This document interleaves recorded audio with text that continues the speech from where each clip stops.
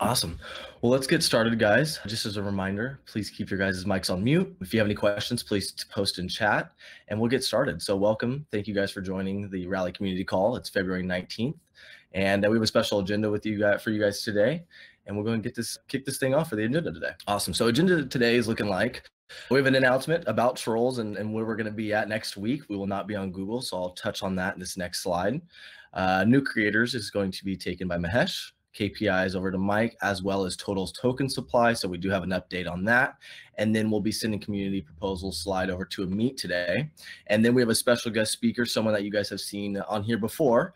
June will be speaking to us today. So really excited to be hearing from him again. So we'll go and get started about the new announcement and we'll be headed over to. So as I mentioned, if for new people have joined and what we've had to deal with the last couple of weeks, we'll be saying goodbye to Google Meets permanently and heading over to Zoom starting next week. No need to worry, though, that you guys will not have to go search Zoom links or anything like that. Kurt will be able to send these links out via email, and these will be sent out across LinkedIn, Discord, Twitter. The goal is really to just eliminate any trolls at this point. We just had one before this meeting started, so luckily, a little bit of a rookie mistake on his part by starting it that early.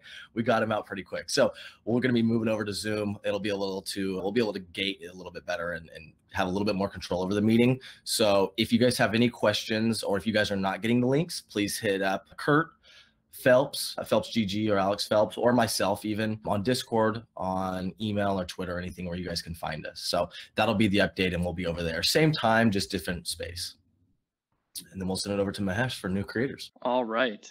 So a few new creators to highlight the launches of this past week. So Fab5, who I was just actually talking with this morning, kind of a man of many talents. He's actually a visual artist and a graffiti artist legend, which I don't know if everybody knows. That's actually his main thing, but he's got a lot of accomplishments in the music scene and the hip hop scene. He was a host of Yo MTV Raps, so just kind of a legend in the hip hop scene. He's very active on Clubhouse right now.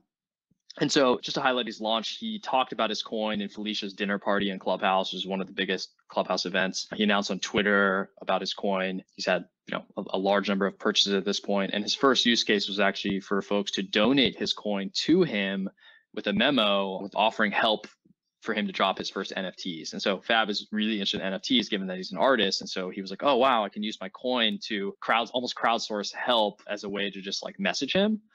And so he's going through that right now and getting a bunch of DMs on Twitter as well as messages via his coin to find somebody to help him with his, port his art into NFTs and earn a commission. And so actually he wanted me to even bring it up on this call. If anyone in the Rally community knows anyone or is familiar with dropping NFTs, Fab would love to talk to you and is of course willing to offer a commission on what I'm sure will be a big drop. And so if you're interested in that, just DM me, Josh Katz. I know you're on the call too. If there's someone you have in mind who who if you want to chat with Fab, and he's more than happy. I'm gonna do his NFTs. Cool. easy. Through the new agency is gonna do them. That's right. Yep. Yeah. So he's super excited about the coin and just kind of Rally too, figuring everything out. Yep. Okay. Jack J. So I think this is actually best presented by Josh, who brought Jack J to us, and then Jason as well, who was really instrumental orchestrating his launch and how he's using the coin. And so I'll turn it over to both of you guys actually to touch on. Cool. Can I start, Jason? I'll pass it over to you. Okay, cool. Sure thing. Yeah, okay, cool. So Jack J is a young, pop, hip hop, no real,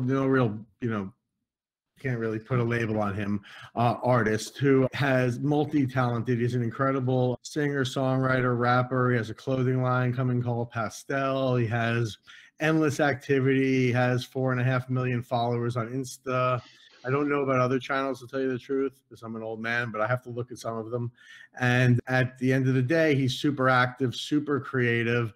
And I looked at this, he is part of a duo called Jack and Jack that's actually signed to Island Records. But as a single artist, just as Jack J, he is not signed, so he's an independent artist, a true independent artist. And the music, it's on, I believe, Spotify and Apple Music and all the different services for you guys to check out. It's pretty awesome. It's great. I can see it being played on the radio. One of the stakeholders in Yellowheart is actually the head of radio at Atlantic Records. I already forwarded him Jack's record. He thinks it's amazing. So the whole gist of it being is that I kind of see Jack with Rally being part of the story here around an artist, a young artist that we could really be breaking. And as he becomes a bigger and bigger star, Rally is very instrumental in us that happening. So it's a really exciting opportunity. Jack will work his butt off. He's got endless ideas around utility, around the Rally token, such as, hey guys, here's samples of my new clothing line. I'll show them in Discord in like 10 minutes. Boom, on Insta. There you go. Hey guys, new track I'm working on. Come check it out. Just like, and this guy is super creative. I think that him and his manager, Jonathan, who's also very, very bright, super smart, are going to do very interesting things that we haven't seen before. And that's kind of what I'm on the lookout for, people that want to innovate within the platform and really kind of keep pushing the boundaries on it so we could keep moving forward. So I think it's a great addition. Super excited about it. Anyone wants to talk to me or him or the managers, just reach out direct. And I think that's it. I'll let Jason take over. Yeah, so on launch day, we collected interest. He posted about his coin to his fans and was hinting towards a 7 o'clock special announcement. And so we got coins out to his fans. They were able to join a private Discord, get a special role for holding coins thanks to our Discord bot, join the channel, and then Jack did a premiere of a new music video. He plans to do more of these in the future with both coin holders and coin spenders. And you can find out more about joining Jack's Discord on his coin page. There's an invite link there, like there are on many of the other creator pages. And if you hold 5 coins, for now you get access to a private room where Jack talks to his fans, and where the community of his fans actually just talk to each other, because they're such great fans. It reminds me a lot of how we started with Portugal the Man in a very similar way, where the community was ready to have a place to meet up and have active conversations in a variety of ways. Yep, cool. And then last one we have here is Matty Mo, who his main project right now is The Most Famous Artist, TMFA. And he started the art coin, which is super creative. So he's trying to create a bit of a collective coin. And so the TMFA is actually a community. There's a community of artists, makers, and doers. And I think he's got about 300 different artists creating, physical art, visual art, NFTs. And they all support each other. I think they have a Discord server. He's looking to use the Discord bot. They have office hours. They collaborate with one another, give each other feedback and support. So it's a really cool art community, and one that happens to be fairly crypto native to begin with. And so this should be a really, really interesting case study. Maddie was also on the clubhouse room yesterday at 5 p.m. and I was really excited to see him get going. Just yesterday, actually, he launched. So really excited about that. We'll have him on at some point, I'm sure. Okay. All right. Well, thank you, Mahesh. We'll send it over to Mike for the KPIs. This looks like total token supply, not KPI sheet. Is KPI sheet next? Oh, there we go. So on the mainnet side, we've had a moderate increase in total liquidity across the Uniswap and Balancer pools. I would say this is primarily, again, due to Ethereum price and Rally price increasing. We had a pretty significant jump in the community treasury, a 40% jump. This is due to a couple of specific things on this one. So prior, the Zapper tool that I was reading the contract was not picking up the fact that we have actually about 200,000 dollars worth of claimable balancer tokens. So that is now included in this number, as well as we've put about $180,000 of deposits as a result of the community fundraise into the community treasury as well. So that's the majority of that increase there. Of course, regarding the community treasury, there's an additional 26 million that was raised from the fundraise that is not in the community address rate, that's still being held by the fundraising agent. And additionally, some of you guys might have seen some of the tweets by Andre over at Yearn, but he contacted us and we will be getting a nice retroactive airdrop as a result of the Rally YDVs being a significant contributor to total value locked to Yearn. I think for the Curve 3 pool, we probably represent about 50% of the total value locked in Yearn for the Curve 3 pool. Moving over to the side chain, it was a pretty busy week this week. I think we launched maybe 7 or 8 creator coins this week. So a lot of the numbers are up simply because we had a lot of new creators launch their coin and announce it to their communities. Moderate increase in the total number of Rally backing up to 6.25 million. I think this average day volume is our all-time high so far, about $150,000 worth of volume transacting on the sidechain each day this week. Increase in total coin holders. I think, again, a bunch of fans from these creators came in. Also, a very large increase in total number of buys, up to $43,000 of buys. Again, related to a bunch of the new creators. Same thing with donations. And then in terms of bridge outs, normally we wouldn't see an increase in bridge out due to new creators launch. I think this one potentially is related to some of the whales potentially exiting because of some of the new flow controls being put into place on the sidechain. If we move on to the total token supply slide. So we're going to be starting a new thing. I think, it's been a little confusing in terms of, exactly how much Rally is in circulating supply. And so what we want to do is at the beginning of each month, we'll announce here, to the best of our knowledge, how much we expect of Rally will be in the circulating supply at the end of each month. So in this case, for this number specifically, we are saying that we expect this to be about 124 million Rally in circulating supply at the end of February. This is primarily, the increase in circulating supply is primarily due to a number of different things, most of them routine. Specifically, this includes sidechain operations. So when people buy creator coins via their credit card or via Coinbase or whatever on the sidechain, that amount of Rally needs to get counted into the circulating supply. This also includes all of our reward emissions. So both mainnet reward emissions that come from the yield delegating vaults and the liquidity pool program, as well as sidechain reward emissions for the community activity rewards. One thing to note, it is a little confusing to find the circulating supply number, which is why we wanted to start announcing it here in this meeting, because if you look at CoinGecko, their amount is wrong. There's a bug somewhere on their side. We're working with them on that. And if you look at CoinMarketCap, their data is also wrong, namely because they have no view into the contracts that govern some of the sidechain Rally. So the 124 million is what we expect the circulating supply to be in about the 2 weeks, about the end of February. That's it. Awesome. Thank you, Mike. We'll go ahead and send it over to Amit for the community proposals. Thanks, Grant. Kind of continuing with the theme of just highlighting kind of some of the more important proposals kind of going up for governance. I think one that went up on the forums for a bit of feedback and is currently live on Snapchat for a vote, will be live for another 24 hours, is this plan to retire the yield delegating vaults. If you've been with us for a while, the yield delegating vaults or YDVs were really one of the first, or if not the first feature that Rally launched to Ethereum mainnet. It's like a pretty critical part of how we initially distributed Rally. We wanted to introduce the Rally project to the DeFi community, get a nice fair distribution mechanism going to get Rally in the hands of community members, let people earn some Rally through active participation. And one of the key motivations there is the way these were designed, really that emitted Rally, that awarded Rally was being awarded in exchange for the community helping us build that community treasury. So Mike just highlighted about 1.5 million almost in that community treasury so far. I think on the order of about 1 million of that has come from the YDVs so far. Key thing here is I think they've more or less performed the way we expected. At one point, they peaked in terms of total value locked at a little bit north of 50 million. So a lot of interest from the DeFi community, as Mike mentioned, represented almost half, if not more, of one of the large pools on Curve, which is a large DeFi protocol as well. But one thing we're seeing here is between the success of the community fundraise and some of Yearn's kind of evolving thoughts on how they want to run strategies or manage risk as they head into the V2 vault designs. Some of those core motivations for launching the YDVs have changed a little bit.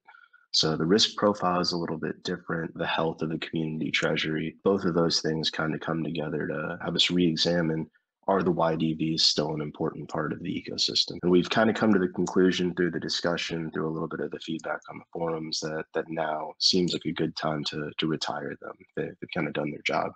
So that proposal is currently active on Snapchat right now.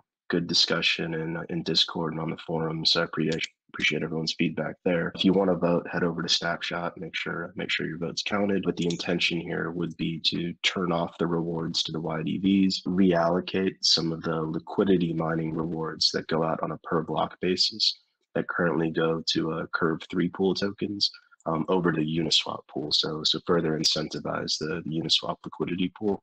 And stop emitting Rally for the yield delegating vaults. One key note that came up on the forums, as we disable these yield delegating vaults, what we're really doing, or assuming this vote passes, what we'd be doing is stopping the rally emissions. The contracts themselves will obviously exist on Ethereum mainnet in perpetuity. If you have deposits in there, there's no rush necessarily to withdraw them. It's just instead of delegating yield earned over to the community treasury and getting rally in exchange, you'll just get the full benefit of the underlying urn vaults. So we would recommend, if this proposal passes, to kind of withdraw from those vaults as early as convenient, but there's no rush to the door or anything. Hope that makes sense. Awesome.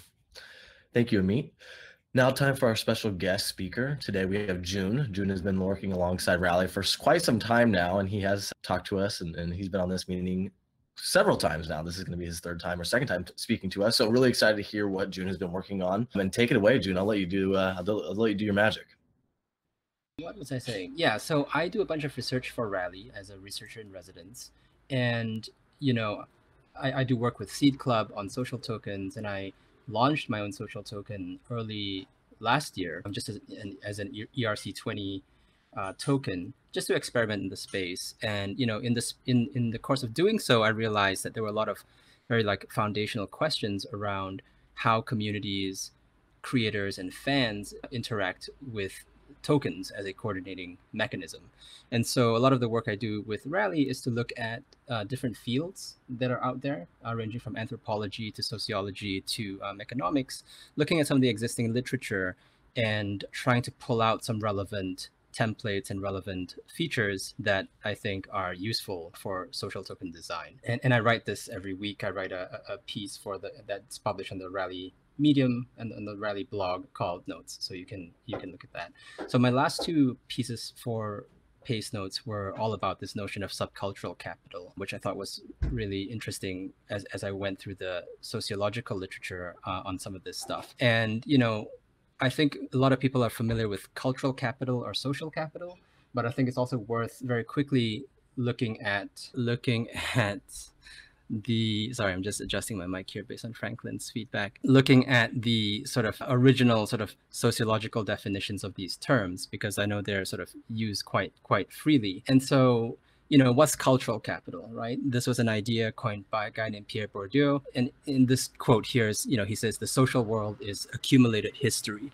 And what he means by that is, you know, as we go through sort of society, it's not just us as individuals who are somehow autonomous and we can interact in this kind of sort of free market with each other, right? We all have various histories, and those histories are linked to our families and so on and so forth. And so he got this idea when he was doing a study of children from different classes in France, and they all had different academic results.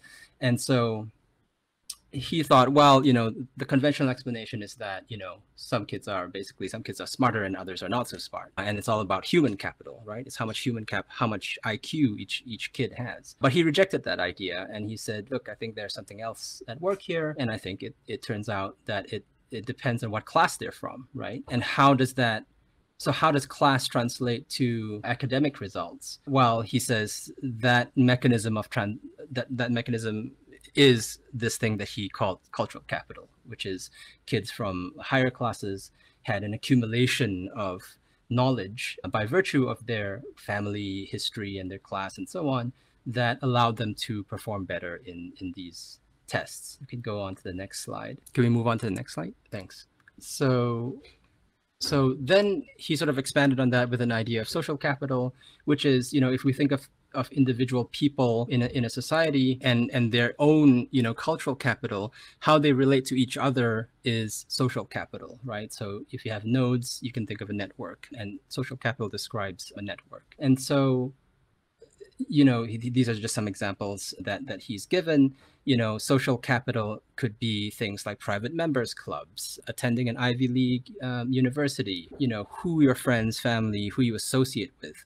That's all your social capital. And so if you wanted to boil it down, you could say social capital is, you know, it's all about who you know. It's less about what you know. We can go to the next slide. So what's subcultural capital then? It's this idea that was coined by a sociologist named Sarah Thornton. She wrote a book called Club Culture, in which she did an ethnography of rave culture and dance music clubs in the 90s and 2000s in the UK. And so she came up with this idea of subcultural capital, which is, within each kind of youth culture, there are hierarchies, and there are certain ways of behaving, of performing that makes sense within that particular subculture. And some people accumulate more subcultural capital than others. So examples of that would be, if you think of, books and paintings in a family home as an example of cultural capital, then fashionable haircuts and the right kind of record collection is an example of subcultural capital. It's a type of knowledge that's very specific to that particular subculture. So we can move to, so, as part of her looking at subcultural capital, the question arose around authenticity, because very often you accumulate a lot of subcultural capital when you're very authentic in the culture, right? The most authentic sort of painter or poet or DJ is also the most respected and has the most subcultural capital. So the question then becomes, well, how do you get what is authenticity? How do you obtain authenticity within a culture? And so there's this notion she introduces of disc culture in the context of DJs and so on. And, we have to go a little bit back in time here to the sociologist Walter Benjamin, who thought that, in his book, The Work of Art in the Age of Mechanical Reproduction, he thought that cultural objects that are unique, like paintings, for example, or sculpture, those things would devalue over time, because we would have all of these new cultural goods that were mass produced. But in Thornton's telling, what really seems to be happening, at least in dance culture, is that people actually developed new authenticities around these mass-produced goods, right? So it wasn't as if we went from like, okay, now no one's doing oil paintings and singing at the opera anymore, and there's a cultural desert. It turned out that we were able to attach new meanings to these new types of goods, new cultural goods. And the process of this is called enculturation, right? So technologies can be enculturated, and the end of enculturation is authentication. So when a technology or a cultural good is so imbued with this meaning, that's when it can be viewed as being authentic. And there's a great example that she gets into on the next slide. So she did a whole study in her book, she did a whole study on how playing recorded music, the art of DJing, and this whole idea of club culture, people getting in a room and playing recorded music and dancing to it, how did that get authenticated, right? What were the steps in the enculturation of club culture? So this is kind of a potted history of recorded music. Thomas Edison comes along, there's a gramophone, and he thinks like it's preposterous, right, to play recorded music. Recording technology should be used for things like recording messages for other people or helping blind people, for example. And then that progresses over time. You get into a situation where more and more people are using recorded music as a direct substitute for live performances. And so, for example, in the 40s and 50s, it was difficult for bands to get together and play in a town square or something like that. So they would go to the man who runs the radio shop, quote unquote, who would have all of these, vinyl discs or wax discs, and he would be the de facto DJ. He would bring his speakers and he would select the music and play the music so people were able to dance to it. Now, fast forward to the 1970s, and you see as the technology gets more and more enculturated, things change in response to that technology, right? So you start, like, entire venues are now developed specifically for the playing of these discs, and sound systems are developed. Different methods of recording music are developed for this format. And so you have things like discotheques, which also turn out to be a better business. It's cheaper than hiring bands, and so on. And what happened now was you had live musicians in tension with the recorded music industry and the recorded music culture. And so there were various campaigns over the decades where the musicians union would try to restrict recorded music use. There was some licensing and regulations that were imposed, and so on and so forth. And we can go to the next slide. And so but we know sort of know how the story ends, right? Basically, recorded music did become authenticated and live performances dropped greatly. So this is a kind of matrix of this idea of disc culture and live culture. And there were some like strange, what I think are some strange side effects of that, right? So for example, when recorded music became so dominant, you had a strange effect where people would listen to bands through their recordings, through their studio albums and so on. And then they would go to the concert and they would say, oh, this band actually isn't that great live. Like this isn't as good as the recording, which was, you know, a big inversion of how people had thought about this relationship for many decades before that. Because in the past, it was always believed that the recording was the inferior version of a live performance. And now you actually had people thinking that, you know, the recording was the original thing, right? The real thing, the authentic thing. And actually, if the band is not performing as well as the studio album, then, you know, maybe something's wrong with the musician and the band. So these are kind of some strange side effects, I think, of this process of enculturation. We can go to the next slide. This is just a little bit about subcultural capital and I think how it sort of relates to social tokens. So, you know, one of the hallmarks of cultural capital, according to Bourdieu and others, is that, you know, you can convert this into basically into money, right? Into economic capital. So if you're from a good family, it means you can get a good degree, and then that means you can earn more money. And so Thornton claims that subcultural capital is more difficult, is less liquid, is harder to convert into financial capital. But she points out that, you know, in a subculture, you can have people making a good living, such as DJs and club owners and so on. And I think that feature has some bearing on what we do with social tokens, which we'll talk about in a bit. The other thing she says is, you know, the media is very important in creating a subculture and creating subcultural capital. You really need the media as a kind of device that allows a subculture to reflect on itself and also amplify and magnify its own traits. So it's a very key factor in creating a kind of a robust subculture. She talks about a category of media in dance culture specifically, which she calls micromedia. And this is, you know, street flyers. I don't know how many of you used to go out clubbing and whatnot. I was once a club kid many, many years ago in New York City. And people would hand out all of these street flyers, and that's how you found out about parties and so on. And, you know, they're kind of called, she calls them, she quotes an artist who calls them semiotic guerrilla warfare, which, you know, if we put it in the context of crypto land, it's kind of like memes, right? You have these visual things that are circulating and very targeted. So we can go to the next slide. So now we've talked a little bit about what we think, you know, what cultural and social capital is and what subcultural capital might be. You know, how does that relate to this whole idea of social tokens? Well, I mean, I think we can think about, you know, what are the technologies that sort of need to be enculturated for social tokens to really take off? You know, is it, for example, social audio?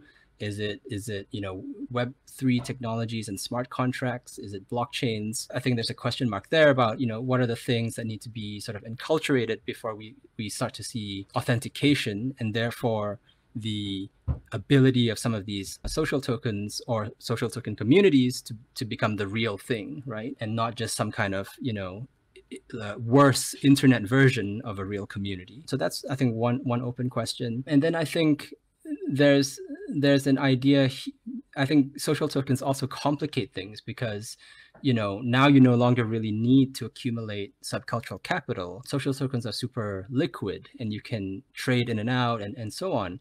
And so I think there's a question mark there of the relationship between the accumulation of this subcultural capital and the accumulation of the financial capital. And situations can arise where you have, you know, pump and dumps and so on and so forth, which are everyone here, I'm sure, is quite familiar with. So I think there's a thing there with token design where liquidity may not always be a good thing, in the sense that, you know, you're putting the cart before the horse in some cases. And then I think the last thing from her research that's interesting for us is this idea of the media, and, you know, what kind of media do we have to help reflect, shape, and amplify some of these social token communities. And if you could influence that type of media development, how would you do it? You know, does the community treasury of Rally decide to fund some publishers or bloggers or other folks that are creating media in this space? So I think that's an important thing in order to accelerate that process of enculturation. So yeah, those are three things I think that we can take from her reading, and you know, look on the Rally blog if you want to read some of the pieces I wrote around this.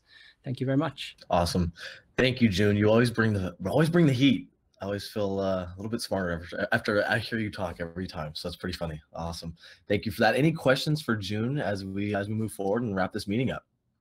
Covered a lot. If there's any questions. Okay. Awesome.